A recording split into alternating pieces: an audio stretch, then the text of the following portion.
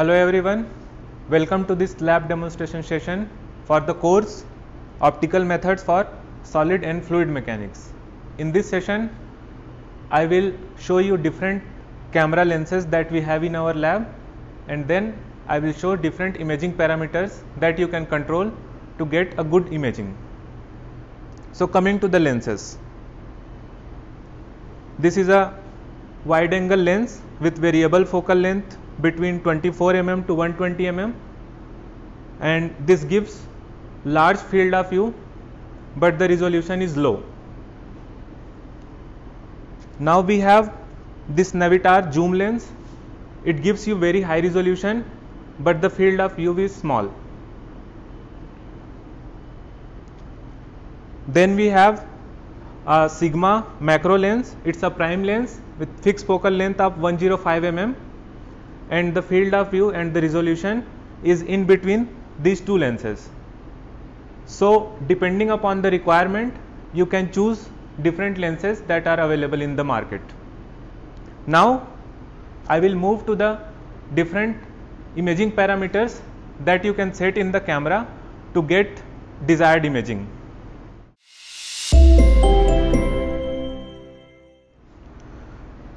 There are three critical parameters that decides a good imaging. First is exposure time. It signifies the amount of time for which the camera shutter is open. Then second is f number. This signifies how much aperture you want to open. Then third is ISO. ISO signifies the sensitivity of the camera. Now these settings are common to all the cameras, even high speed camera, but I will show how to change these settings on a Nikon camera, and its model is D850. And to control these parameters, you need to put your camera in manual mode, and there you have a button for changing the mode, and then when M appears on screen, it means it's in manual mode. Now to change the f number, there is a knob. You can rotate this knob to control the f number. Then here's a knob. You can rotate this knob to change the exposure time, and then you have ISO button. You can simultaneously press the ISO button and rotate this knob to control the ISO of your imaging.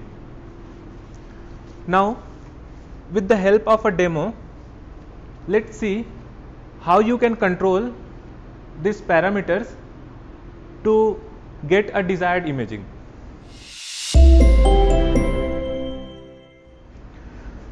Here is our Nikon D850 camera.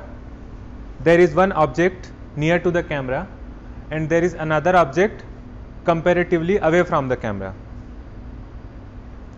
and the value of three different parameters you can see on the bottom of the camera screen.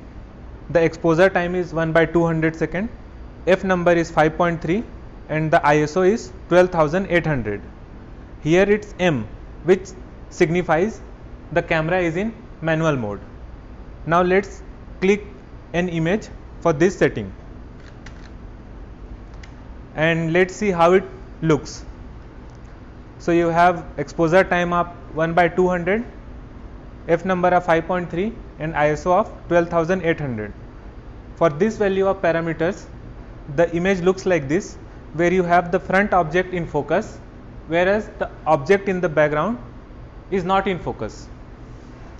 Now if you want to keep your depth of focus high, means you want to focus both the objects, then you can increase the f number, and then both the object will be in focus because depth of focus will increase.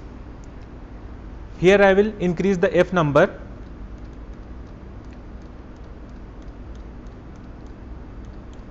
to very high value, and then click another image.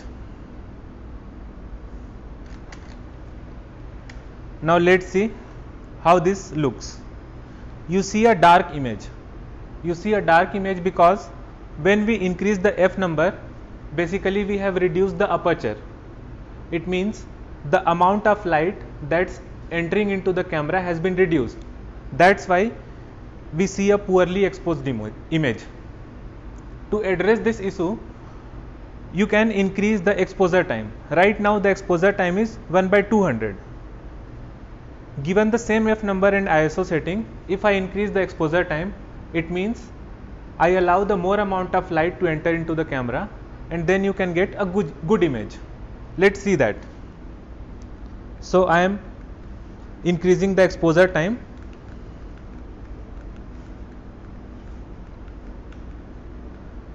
to 1/4 second and click one image.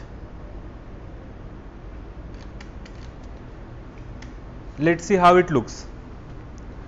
Now you see a properly exposed image with the front object as well as the background object, both are in focus, and the parameters are 1/4 seconds of exposure time, f number is 36 and ISO is 12,800. Now what happens if you increase the exposure time even higher? Let's see. So I am making a exposure time of 2 seconds.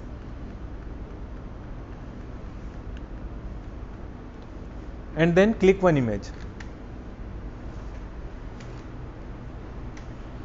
And this is how it looks. When I increase the exposure time, since the shutter is open for long time, the whole image is overexposed and saturated, and lot of information has been lost from this image. To overcome this problem, you can decrease the sensitivity of the sensor, that is ISO. So keeping the other two settings same, if I decrease the ISO, then I can again get the properly exposed image. So I am decreasing the ISO to 1000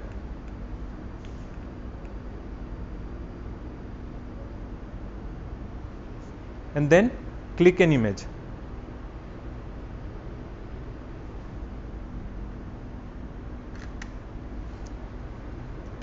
And let's see how it looks. Now you see I have kept the exposure time fixed to 2 seconds, f number to 36, and ISO is decreased from 12,800 to a value of 1000. Now you can see you have a properly exposed image with both the object is in focus. So by as per the requirement, you can play with these parameters like exposure time, ISO and the f number, and then you can get desired imaging.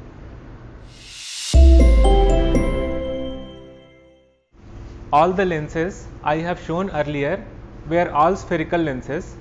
However, there can be cylindrical lenses which are used in, for example, particle image velocimetry, where you want to create a sheet of light from a cylindrical beam of light. Here is one such lens. It's a plano-concave cylindrical lens and it's mounted on a 3D printed holder. There is a plano-concave cylindrical lens. It has a concave curvature on one plane, whereas it has no curvature on the other plane.